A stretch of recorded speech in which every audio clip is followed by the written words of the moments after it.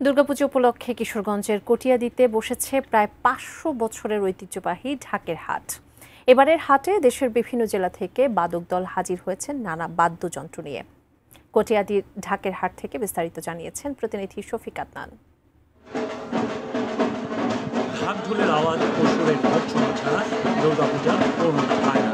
এ কারণে দুর্গাপূজার সময় ঢাক ঢোল বাদক দলের কদর বেড়ে যায়। এই চাহিদাকে কেন্দ্র করেই কিশোরগঞ্জের কটিয়াদীতে প্রতি বছর এখানে ঢাক ঢোলের হাট বসে। এটি প্রায় ৫০০ বছর ধরে এখানে ঢাক ঢোলের হাট বসছে। তো আজ থেকে এই ঢাক ঢোলের হাট শুরু হয়েছে, সকাল থেকে শুরু হয়েছে।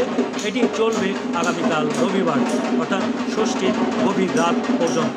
তো এরই মধ্যে কিন্তু বিভিন্ন এলাকা থেকে, বিশেষ করে বিক্রমপুর, নারায়ণগঞ্জ, গাজীপুর সহ বিভিন্ন এলাকা থেকে ঢাক ঢোল নিয়ে এখানে বাদক দল এখানে এসেছেন। কেউ একা এসেছেন, কেউ দলগতভাবে এসেছেন। তারা এখন এই সব ঢাক ঢোল, তাদের যে বাদ্যযন্ত্র এগুলি বাজাচ্ছেন।